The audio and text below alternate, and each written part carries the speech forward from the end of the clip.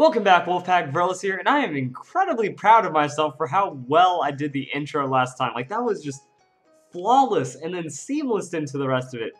Okay, the jig is up. I kind of forgot that yesterday was Saturday or Friday, so we're doing Fan Fridays today and to make up for things because I'm all backwards because I just got my computer back. Now, this looks like an exciting double battle. Does that mean Zangoose and Furfrou? Oh man, this isn't just a dream right here of what potential could lie in the battle. Alright. Pablo's issuing a challenge.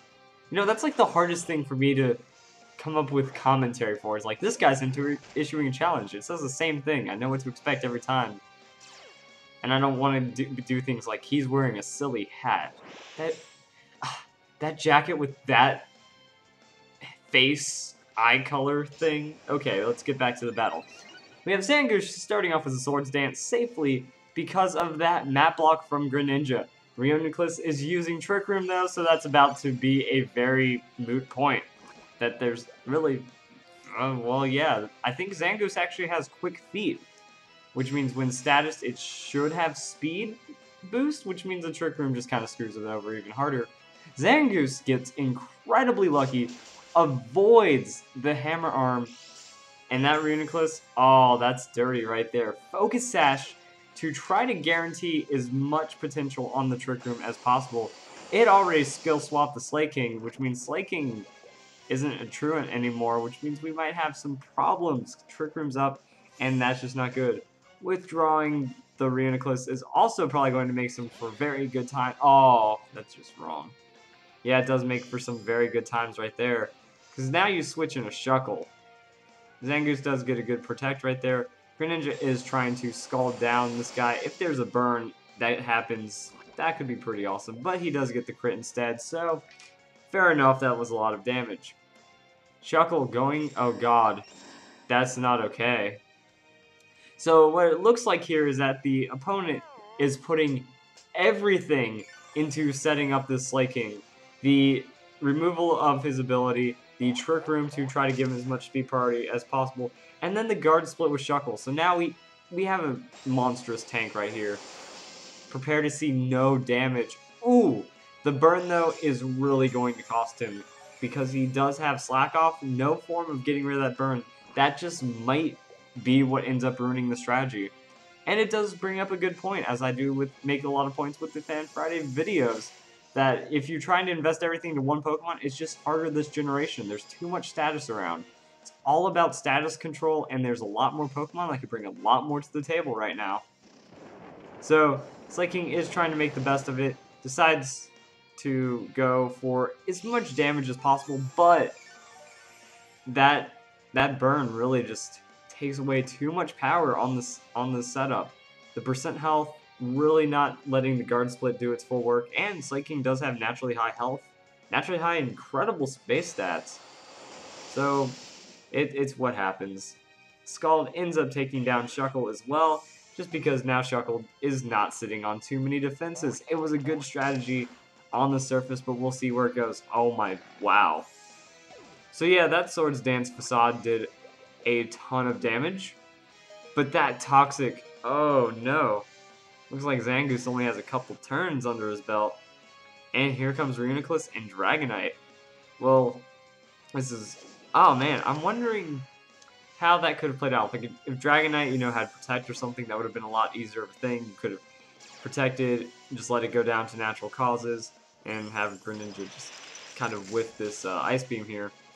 But because of the Dragonite's ability where it doesn't take, where it takes half damage from being at full health, the Ice Beam doesn't do a lot. The Reuniclus does get a chance to Pain Split, I believe. And yeah, they get a Pain Split, try to balance things out. And Dragonite, with that new weakness policy, is just so brutal. So here comes a huge extreme speed because of that weakness policy. That's going to be fast and that's going to hit hard. And Furfrou using Dark Pulse to finish off Reuniclus as well. I love seeing Furfrou. Okay, so it is incredibly critical to my Pokemon shoutcasting experience that I understand how Furfrou versus Dragonite works while there's a Weavile support. Mother of God. Okay, so take note that Dragonite, I believe that has to be a Choice Band Dragonite then, with Weakness Policy and Extreme Speed can one-hit KO a Weavile. But Furfrou has a very strong attitude with Cotton Guard. Oh wait, no. Okay, so it isn't Choice. Oh, fucking, I'm an idiot. Why did I say Choice Band with Weakness Policy? I was like, why did you go for the Extreme Speed twice in a row though, like that? Okay, that was a bad lapse on my part. Can't do this while Pokecasting. So Dragonite has Roost, is a bit tanky, and is setting up the Dragon's Dance, while Furfrou does have a +6 on the Cotton Guard. Echoed Voice increasing Furfrou's damage, getting a little bit extra, and Dragonite taking the risk and going for another Dragon Dance. This is going to be real. So, Roost on Dragonite, going to have an impact. Or, you know, it's going to do enough to where I think it might gain a little health on this.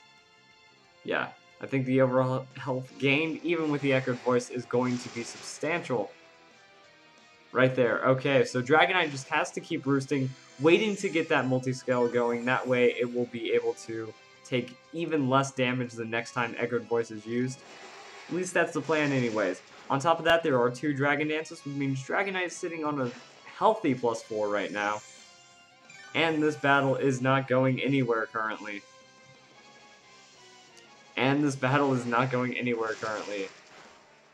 Okay, who's going to like forfeit first? Except it looks like Dragonite is slowly losing health because of that Echoed Voice damage stacking. Use it multiple turns in a row, it does more damage. I think the opponent has lost sight of this and is not attacking because of it. And ooh, that was almost done right there.